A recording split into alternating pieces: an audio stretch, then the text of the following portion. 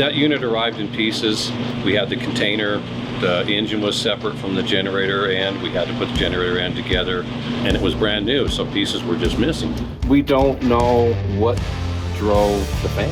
Was it made to have something come off of here and another pillow block system sitting in here with the pulley? I don't know. But you don't know because you're missing those boxes. We don't have anything. Yeah. We don't have anything. We're missing so many pieces from the unit that we bought. So we had to fabricate all pulleys for the fan system. This one, this goes back in behind here. Yeah. So there's another set of bolts and stuff I got back here. Oh yeah, I see them. So you welded those into, and that's part of that plate that you. it's bolted temporarily here. Yeah. Once I know everything's right, then we'll full weld. This will full weld on both sides. Oh. So this plate will be part of this assembly here. But that's why I'm supporting here, because I don't want any weakness. Yeah. Because I did have to cut part of that out. Yeah.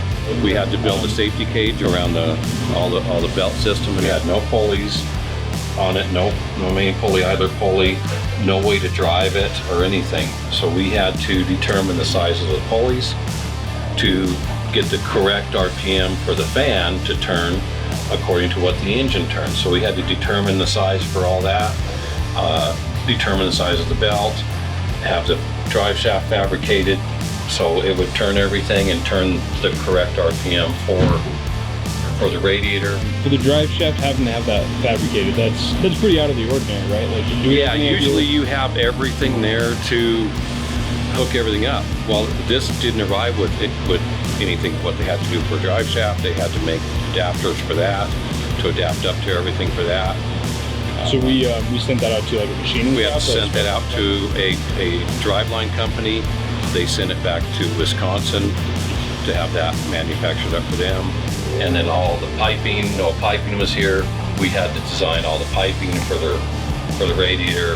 Then we had to fabricate the exhaust system because we had the muffler, we had the engine, there was nothing connected between. So we had to fabricate all that, fabricate out into an exhaust stack outside the unit.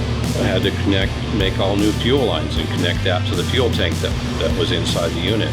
We had to wire the engine to the control panel in the back of the container and figure out all the wiring on that because there was nothing there. So we had to do all that from scratch to wire it up to the control unit. The electrician, they're running the cable from the generator back to the breaker, and it's the high voltage cable, which we don't do here. So we had to have them run it. They're running it through a raceway all the way back correctly back to the breaker system. Then we can continue on and start the unit up and be able to run a load through it. You guys are about done with it, right? Like once they're done with wiring? Well, we don't know if we're done with it yet because like I said, once they're done with their part, then we can start it up and then we can put a load against it. Is there other wiring we may have to do? We don't know that yet. Your cousin is attempting to reach you on your cellular device. You've likely been hearing me behind the camera for most of this process. I figured I'd jump out and let you guys know that this is a very abnormal situation. It is not common for a big unit like this, or really any unit, to arrive in pieces and need extensive fabrication work like this before it's ready to be put on site.